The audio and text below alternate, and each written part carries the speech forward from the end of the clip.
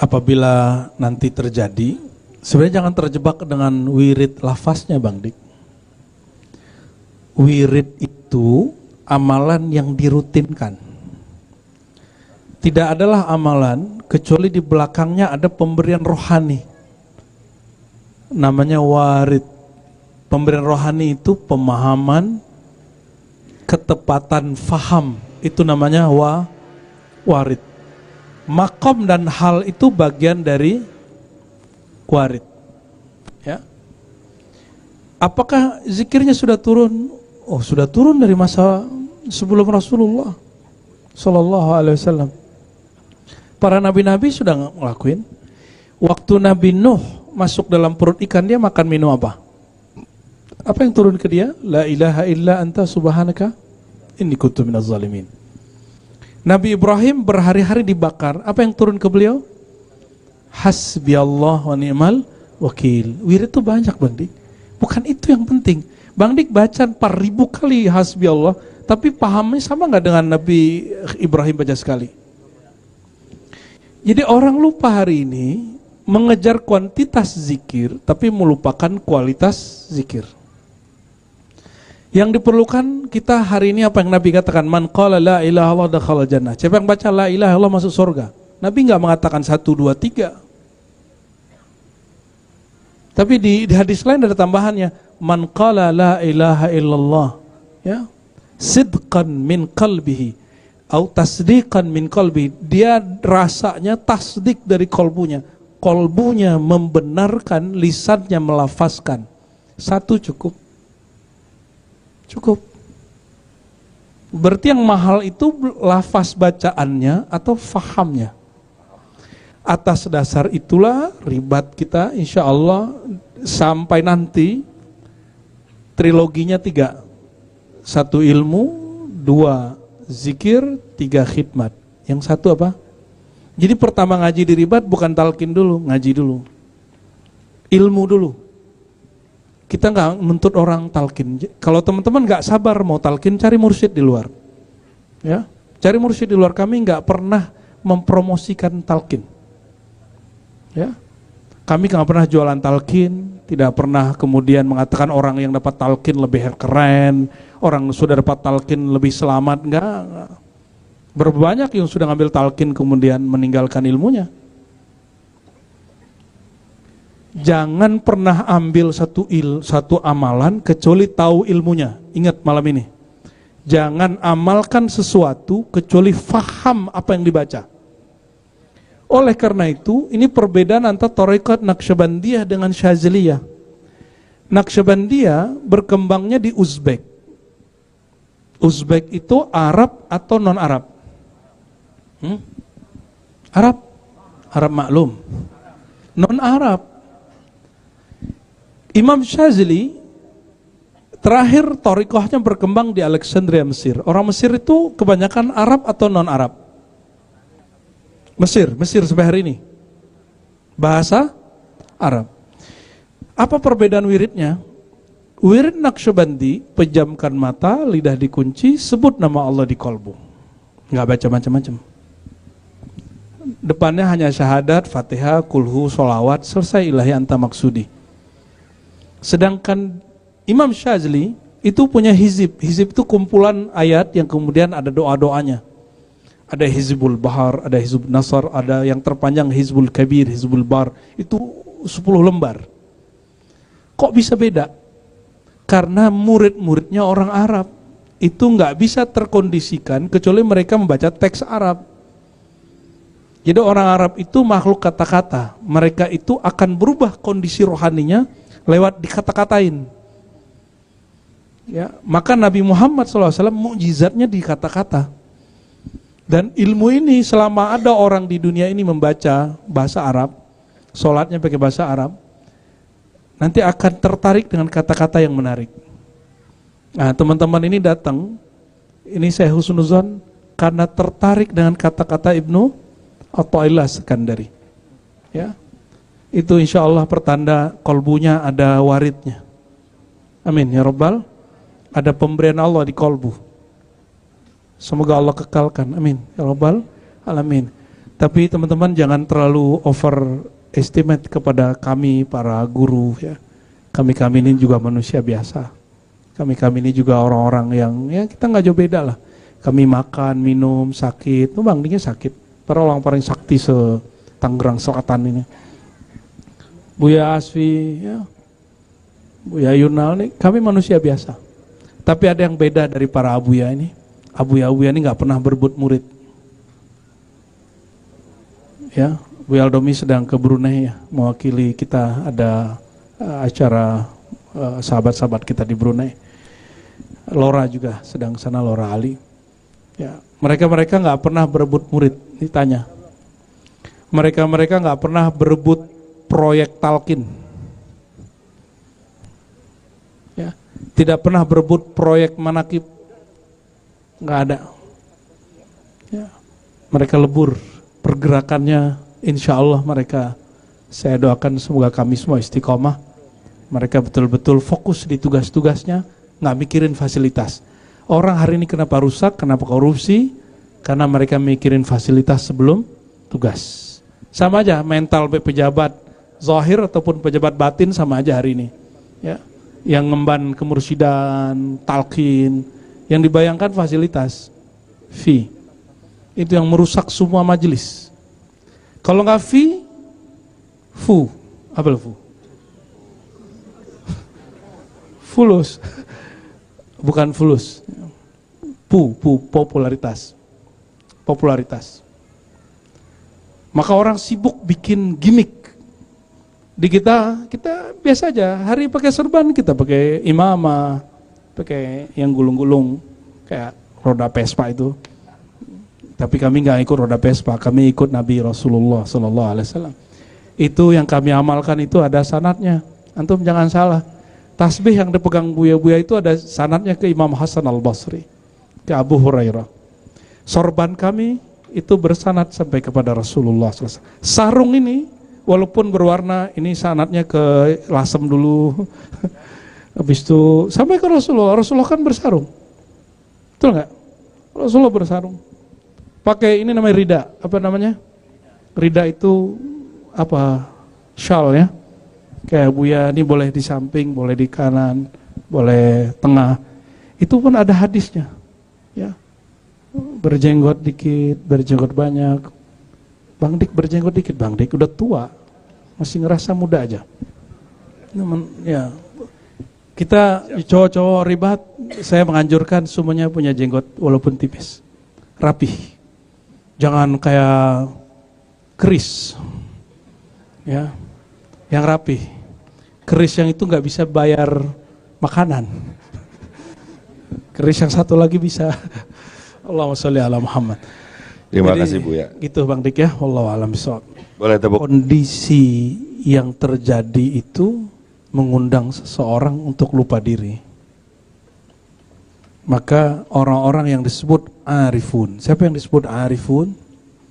Nah, ini perhatikan teman-teman semua. Ada yang disebut murid ya. Murid. Murid ini orang yang punya kehendak, keinginan, ingin mengenal Allah. Namanya murid. Kalau dia sudah dipilih oleh Allah, namanya murad. Apa sebutannya? Murad. Tapi dari murad ini ke atas, itu namanya arif. Arif itu orang yang mengenal maunya Allah. Orang yang mengenal maunya Allah itu paling rendah. Naik lagi, dia mengenal sifat-sifat Allah. Naik lagi, dia diizinkan memandang Allah. Itu arif. Jadi nggak sembarang orang disebut al-arif, al-arif. Emang sorbannya gede, jenggot panjang, paling al-arif. Nggak sembarangan. Al-arif itu, kalau guru saya beda pendapat, ada 3 guru kita yang paling keras, tapi saya sepakat dengan itu. Al-arif itu orang yang hanya jumpa, musyahadah dengan Allah, menatap Allah. Adapun yang hanya mengenal kehendak, mengenal sifat belum. Ini versi guru saya yang saya setuju itu, ya. Tapi beliau nggak perlu persetujuan saya, ya. Ada yang gagal jadi arif, jatuh. Gagal dia.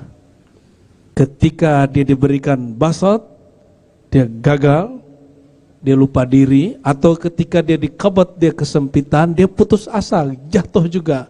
Dia mundur, nggak kuat diuji sama guru begini terus. Nggak kuat ngikutin guru kayak gini. Murid begitu, namanya dia putus asa saat dikabat. Kalau murid yang basat, dia diberikan kelapangan, dia nggak dituntut macam-macam, sudah dikasih hak mengajarkan, nah itu basat tuh. Atau nggak disuruh ngajar juga, tapi dibiarin aja sama gurunya. Nih perhatikan, guru kalau nggak ada nanyain kita, kalau udah nggak, mana si anu gitu, itu hati-hati, itu sudah basat. Kalau murid yang sudah gelap hatinya, alhamdulillah aku nggak ditanyain, ya alhamdulillah aku udah nggak ditanyain, aman gitu, posisi kita aman, itu basat. Justru itu berbahaya. Kalau wali Allah sudah nggak ingat kita, kira-kira Allah ingat kita nggak? Wali Allah aja nggak ingat kita, gimana Allah mau ingat kita? Wali Allah itu nyebut nama orang, berarti Allah sedang nyebut dia. Paham? Ya. Apa ciri-ciri seseorang sedang disebut oleh Allah? Kekasih-kekasihnya menyebut dia. Baik menyebutnya dalam pujian ataupun cacian. Itu ujian bagi yang mendengar. Apalagi yang dipuji dan dicaci itu. Itu ujian terindah bagi dia itu. Ini kabar gembira, siapapun yang sedang diuji berarti Allah sedang perhatiin dia. Tapi kalau Allah sudah gak uji, berarti kita sudah gak diperhatiin. Berarti kita udah gak didaftarin masuk anggota sudah. Karena udah nggak teregistrasi kan, mungkin sudah DO kali. Nah orang-orang ini jatuh. Kalau dalam bahasa hal disebut futur. Futur itu terputusnya hal rohani seorang murid, jatuhnya semangat dia yang tadinya tinggi jatuh, down. Itu futur. Apa bahasa Arabnya? Ini istilah yang dulu dipakai oleh Imam Al-Qushairi.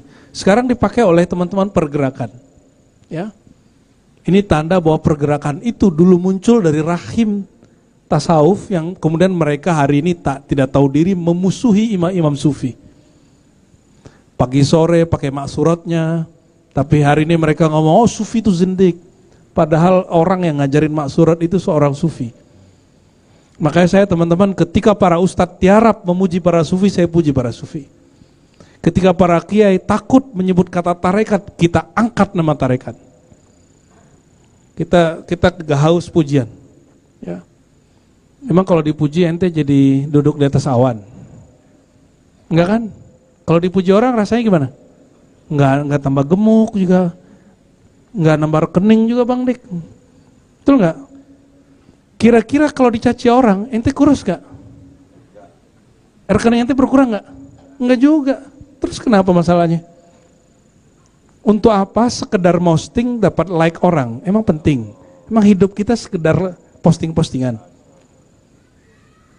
Kita tidak melarang siapapun main sosmed, bijak-bijak aja. Ya. Oke, ketika seseorang gugur jatuh, itu namanya futur. Dia namanya bukan lagi murid, tapi marid. Apa arti marid? Bukan dal. Marid itu orang yang sudah menyimpang dari tujuan awalnya. Dan marid itu salah satu nama dari syaitan. Hati-hati. Ini wali gagal. Berarti kalau dia gagal jadi wali Allah, dia jadi wali apa? Wali syaitan. Nauzubillah. Ketika kita sampaikan ya, hidup kita tinggal milih jalan Allah jadi wali Allah, jalan setan jadi wali setan. Ada kiai teriak-teriak, ih kajian ente ketinggian, masa orang-orang kayak kita jadi wali? Astagfirullahaladzim. Kita nggak usah pakai kitab gede-gede, kita pakai kitab kecil, Al-Furqan karya Ibnu Taimiyah, seorang kritikus sufi. Dia membagi wali itu dua aja, Auliaur Rahman, Auliaus Syaitan. Wali Rahman, wali Allah, dan wali Syaitan. Wali cuma dua aja, tinggal milih. Dan apa kata dia? Semua mukmin wali Allah. Gampang tuh jadi wali. Antum mukmin, mukmin semua, udah wali Allah sudah. Tapi walinya am. Gimana dengan ungkapan para ulama tidak mengenal wali kecuali wali itu wali khas, itu wali-wali spesial. Apalagi yang di belakang itu khawasul khawas. Nggak usah tinggi-tinggi. Yang ngerti Buya Asfi ini jago baca kitab, itu orang yang bisa baca kitab atau bukan? Yang ngerti Buya Yunal ini level bahasa Arabnya level up tinggi, itu orang yang ngerti nahwu shorof. Kalau cuma sarap doang nggak bisa. Ya, urusan sarap menyarap ya, rasa ya. Main biola itu ternyata butuh zauk. Zauk itu bahasa Arabnya rasa. Sepertinya dari semua alat musik yang paling dekat ke tasawuf itu biola. Betul nggak? Tepuk tangan ya. Buya Asfi ini juga pemain biola, tapi sudah pensiun. Saya tanya tadi, Buya, emang nggak pakai kuncian ya? Saya lihat tadi nggak ada kuncian ya, yang seperti main gitar. Kalau main gitar kan perlu, ya apa namanya? Ya gitu deh. Apa? Ya chord, oke, grip. Banyak banget istilah teh. Kita satu istilah aja nggak udah rumit ya. Jangan-jangan ini kebanyakan istilah kalau ngajar. Banyak istilah nggak? Saya sudah berusaha mengurangi istilah dalam mengajar agama. Karena kegagalan kawan-kawan saya kebanyakan, biar keren dia banyakin istilahnya. Biar kelihatan Ustadz hijrah gitu. Kita nggak mau itu ya. Kita maunya bahasa yang rumit kita mudahkan semudah-mudahnya. Yassiru wa la tu'assiru. Ini ijazah Rasulullah kepada Sayyidina Ali. Hadis Sahih Bukhari, wahai Ali, permudah yang sulit. Jangan jadikan yang sulit itu jadi yang mudah itu jadi rumit. Ini kok ada orang ngomong agama tuh gelibet kemana-mana gitu, saya juga bingung. Filsafat terbaik bukan yang bikin orang tambah pusing. Filsafat terbaik itu persoalan yang satu kitab, satu buku bisa dia kalamkan dengan satu kalimat, satu tesis. Sama, hikam ini kan satu kalimat itu satu tesis loh ya. Satu kalimat tadi, satu kitab. Satu kalimat tadi, satu kitab. Tapi dia bisa kalamkan dalam satu kalimat. Inilah Imam Ibnu Athaillah As-Sakandari ya. Orang pintar itu bukan yang bisa jelasin sesuatu itu panjang-panjang, enggak. Orang pintar itu bagi saya yang bisa menyederhanakan masalah yang rumit. Ini yang dikatakan oleh Imam Athaillah As-Sakandari ya.